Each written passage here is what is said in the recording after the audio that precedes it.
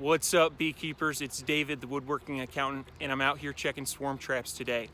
Here, I'm in a spot that I caught one swarm at last year, and so that means I'm always hopeful for the next year. And as I peeked around the corner, I see some bees coming in and out. I'm pretty sure that they're not scout bees, that it is in fact a swarm, but let's go take a look together.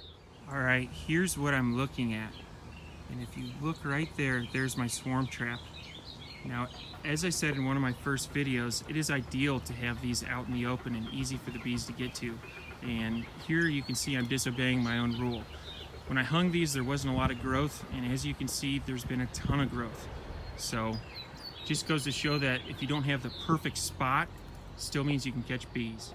All right, there's the front of the swarm trap, and it looks like this is a catch. I can see some bees bringing in pollen.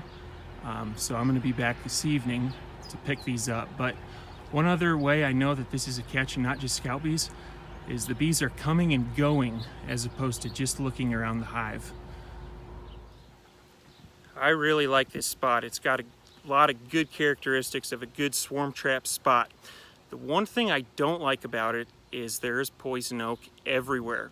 In fact, last year when I caught a swarm here, I got poison oak over 50% of my body. It spread everywhere. It was nasty. I ended up having to go to the doctor. And I think today I probably got back into that poison oak. I'm gonna go take a shower, but I can feel my legs itching already.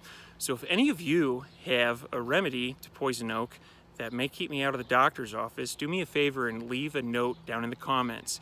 Thank you in advance. What's up, beekeepers? I've got two updates for you. First is I'm back at my third swarm catch of the year. I let this marinate over the weekend, and now I'm here to check it, take it back to my apiary. When I walked up, I saw good flight in and out of that swarm trap. Now, that is not the perfect measuring stick for how big of a swarm it is.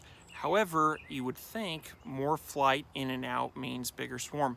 We'll see. We're gonna look under the hood together and see how big of a swarm this is. Regardless, I am very excited. The second update I have for you is a few days ago I mentioned that I may have gotten into some poison oak. My legs were starting to feel itchy. Well, I tell you what, I did, and it is everywhere. I am miserable. It looks like I ran a marathon through a pickle patch. It's terrible.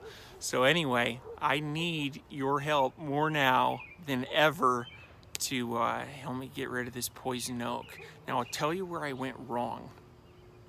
I started going through a mental list while I was at work one day of what traps I had checked and what traps I still needed to check. And I realized that this one right behind me, I hadn't checked it in about 2 weeks, and I knew that last year I caught a swarm here. And so I started getting all excited, and it is right on my way to the grocery store.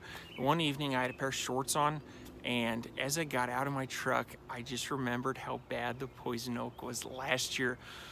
I was so stinking excited to check out my swarm trap. I was convinced that I had a catch, so I just said, the heck with it. I'm gonna go check and I'll deal with whatever happens. And I am now. I've got bad poison oak. Oh well.